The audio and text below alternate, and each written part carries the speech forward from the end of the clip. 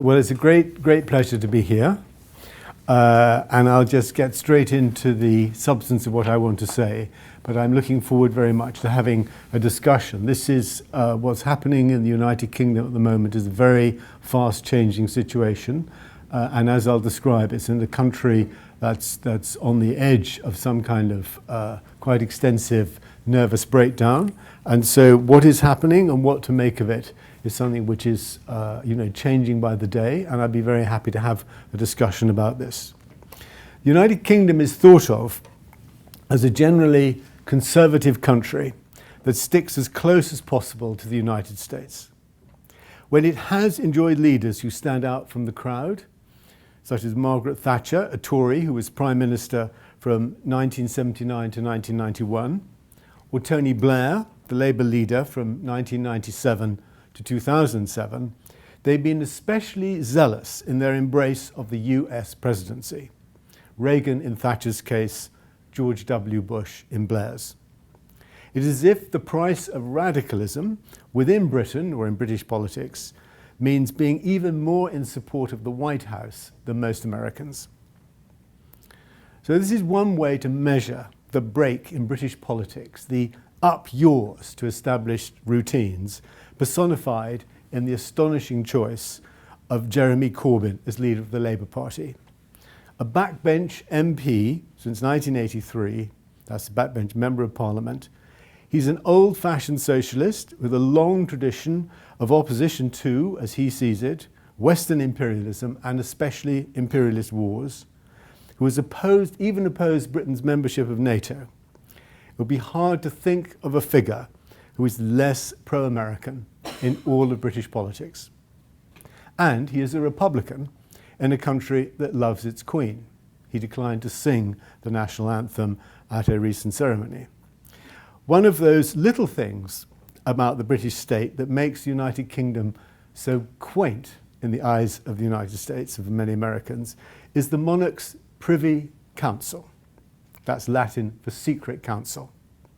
As a member of Parliament, when a member of Parliament becomes a minister, or in the opposition, a shadow minister, they are enrolled in the Privy Council. They can then be given access to secret government information on Privy Council terms, i.e. terms that they can't divulge to other people. Today there are around 600 members of the Privy Council, mostly politicians, mostly retired politicians who have retained the status. However, the quorum of the Privy Council is 3.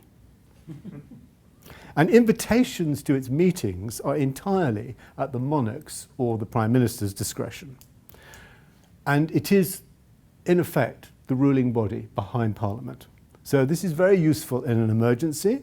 In effect, it's a form of supreme power of last resort. Now, to join, you have to swear an oath. It's quite a long oath, but I quote from part of it. By Almighty God, I swear to be a true and faithful servant unto the Queen's Majesty as one of Her Majesty's Privy Council, in all things be moved, treated and debated in council, faithfully and truly declare my mind and opinion according to heart and conscience, and will keep secret all matters committed and revealed, or that shall be treated of secretly in the council. I.e., you are given permission not to tell the truth outside of the Privy Council once you become such a member. And just as symbolic, on joining, you must kneel before the monarch and brush her hand with your lips. As leader of Her Majesty's opposition, Jeremy Corbyn has to be a Privy Councillor and become known as the Right Honourable. But so far, he has declined to kneel before the Queen. And he says that he thinks that some things should be changed. Is it possible that after a break of 355 years, the English Revolution has resumed? His opponents conclude that all this confirms Corbyn's unelectability. The media are obsessed with this issue, but for now, as with many things in the media, it is a diversion. There are more than 4 years to go before the next election in 2020. and it's hardly the most pressing issue. Of course, every effort will be made to prevent him from presenting himself to the electorate as a potential Prime Minister, and he has never before shown any interest in the power of office. But much more important, what should concern us is the force that has transformed him virtually overnight from an eccentric, irrelevant peacenik into a leader who is redrawing the boundaries of British politics.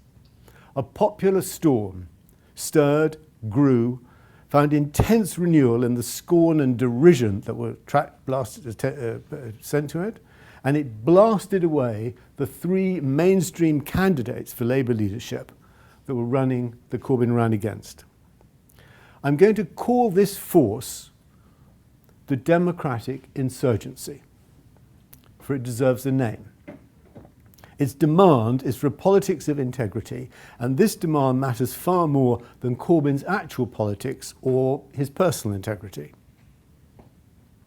So for a bit of background, when the general election on the 5th of May saw the defeat of Labour at the hands of a well-financed Conservative Party, the unsuccessful Labour leader Ed Miliband immediately resigned.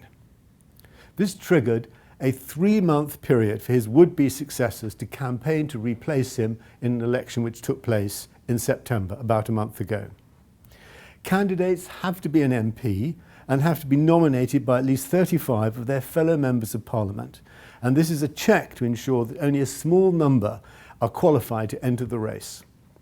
But in a reform that may go down as Miliband's most lasting contribution to history, he abolished Labour's previously existing electoral college system and gave all members one vote each of equal value.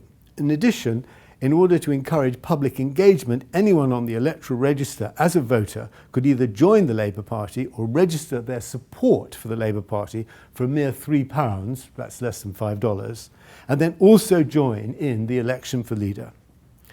Presented as a weakening of the influence of trade unions, it democratised the Labour Party and was, ironically, welcomed by Tony Blair at the time as something he should have done.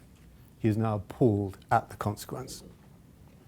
What it did was to open a window between the highly charged, if formless, democratic energies of our post-financial crisis times and the stultified zone of Labourism.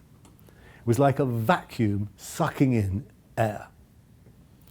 Corbyn just managed to get himself nominated by 35 MPs thanks to voting for himself and gathering the support of colleagues who never dreamt that he would win, but thought some discussion of basic principles would be healthy to give at least the appearance of a debate. Then, in a campaign combining overflowing meetings of thousands across the UK with an effective social media campaign which claims to have reached between 2 and 6 million people, an explosion took place. One measure of it is that today, Labour's full membership went up by 185,000 since the announcement of Corbyn's candidacy and has doubled the size of the party to nearly 400,000. To give you an idea of how significant this could be, Conservative Party membership at present is not much more than 100,000 and is rapidly ageing. When the actual election took place, nearly 350,000 people voted and just over 250,000 voted for Corbyn. The man who triggered this tidal wave was an outsider. Allowed to stand as a symbol, he spoke out against the economic policies of austerity, inequality and unfairness in a way that was manifestly authentic. He meant what he said. The other candidates were corporate products of the system. Suddenly, people were offered an effective way of saying about the choice that the official system offers to us, none of the above. In this simple, dramatic way, what happened, I think, was part of a new family of democratic insurgencies, of risings that can be described as mass opposition to the lack of democracy in representative systems under the yoke of market fundamentalism. I stress opposition as it's more than a protest, such as a single march, which, as we all know, knows in advance that the the action is merely symbolic. These risings strive to be lasting. They involve occupying. They create formative experiences and new organizations and networks. They desire to engage and make a difference. Their demand is for real democracy and an end to corporate control and the domination of financial markets. The first of these family of risings, which we're now witnessing, was the May 15th movement of the Indignados in their call for real democracy now that began in Puerto del Sol in the center of Madrid in 2011, and spread within a week to nearly 60 cities across Spain. It's important to acknowledge that it was inspired by the occupation by the Arab Spring and the occupation of Tahrir Square earlier in that year, which ironically we saw the Egyptians demanding exactly the kind of democracy that those in Spain were organizing against. But the family of risings include, just to mention the ones that I personally went to witness, they include the Greek protests that have led to the Syriza government, Occupy Wall Street in this country, the occupation of Gezi Park in Istanbul in Turkey, and in the United Kingdom, the surge of support for independence during last year's campaign, the independence referendum that took place across Scotland. Equally important, one may say, is the umbrella movement in Hong Kong, the Catalan movement for independence in the north of Spain, the vast demonstrations in Brazil against corruption, and perhaps also the Maidan movement in the Ukraine, Bulgarian protests of 2013. As with all families, there are always going to be relatives that other relatives despise. The Spanish movement remains the most advanced. It drew upon the confidence and freshness of Spain as an architect of neoliberal globalization, not simply as a marginal underdog country which affected the consciousness of the Greeks. And I discussed what it was like going to Puerto del Sol in my Raymond Williams lecture, which I gave a short while ago. 4 years on, this summer, in a careful balance sheet of the Spanish achievements, Jordi Vaca wrote in Open Democracy this June, I quote, "The feat of the civic activists is remarkable.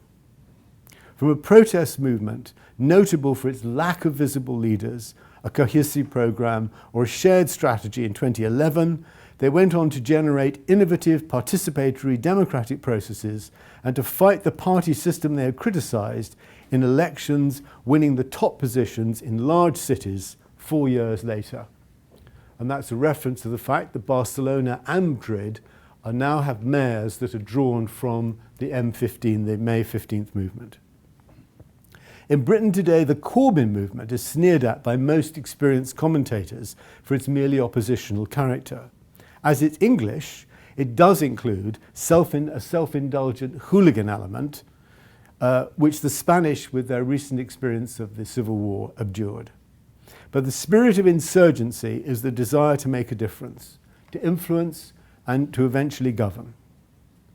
To put this in American terms, and I'd appreciate learning about this from you in the discussion, without Occupy Wall Street and its careful, deliberative qualities, would there now be the Bernie Sanders campaign?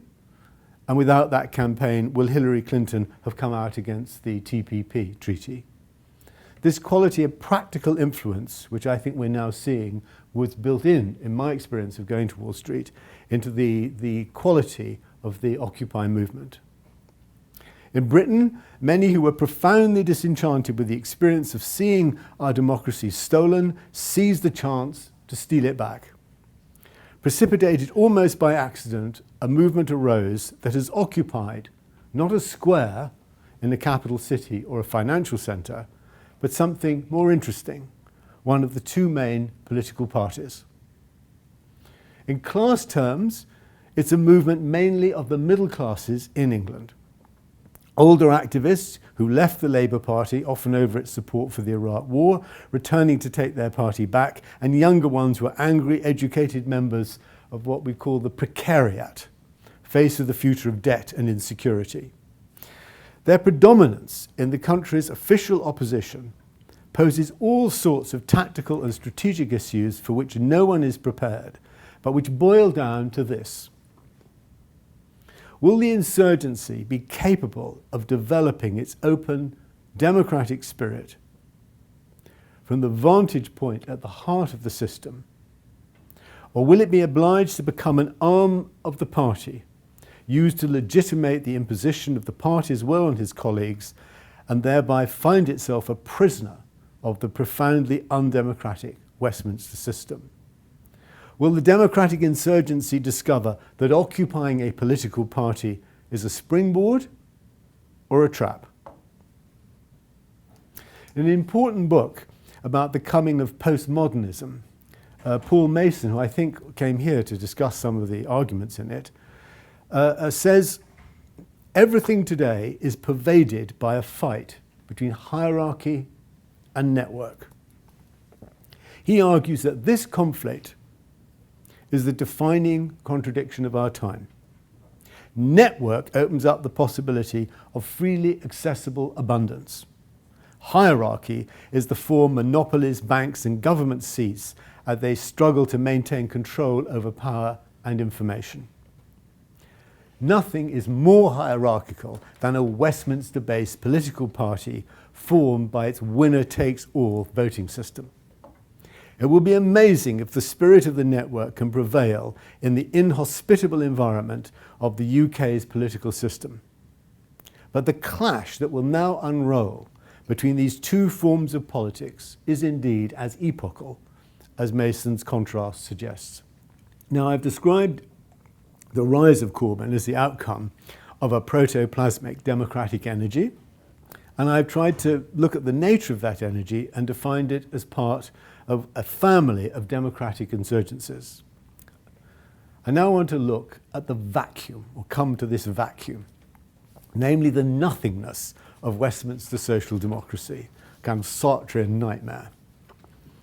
But perhaps by way of doing this, I want to start with a set of articles which is collected together as a book called Ruling the Void, The Hollowing Out of Western Democracy by the late Peter Mayer. It describes what he says on the title. He gathers together very systematically the evidence to show that since effectively 1950, governing parties across the West have declined catastrophically in their membership. To give you an example from the UK, the Conservative Party with its 100,000 or so members used to have nearly 2 million members in the 1950s. He analyses the impact of the media especially and the role of corporate funding to show how parties have ceased to be representatives of the public and have become instead the captured instruments ruling over the public. At the end of the 1990s, when Blair was at the height of his power before the Iraq War, but had shown his true colours domestically, I had to confront the fact that he was going to frustrate the call for a democratic constitution for which I had campaigned. And it led me to try to work out what the model of rule was that Blair was adopting, given that he had rightly abandoned the old methods of the labour movement and its sort of trade union fixing. I concluded that he had embraced what I called manipulative corporate populism. By corporate, I meant modelled on forms of corporate power with strict lines of command. By manipulative, I meant using the black arts of public relations and market research. And by populism, the forms of appeal associated with advertising and glamorous branding to sell the product. And in his case, policies. What I was analysing was the conscious intensification in the UK of the wider process Mayer diagnoses. The last thing Blair wanted was a growing party to whom he would be accountable, with party conferences with them bled of their influence and membership declined. Now, one of the striking things about this moment, especially about the Indignados and the Occupy movements over the last 4 years, is they are starting to overturn the process that he mapped. Only rarely are they ruling, perhaps in Syriza, And in Scotland, one could say there is a governing party, the SNP, the Scottish Nationalist Party, that has benefited from the insurgency. A huge input of 100,000, more than members of the Conservative Party, joined the SNP over the process of its referendum last year.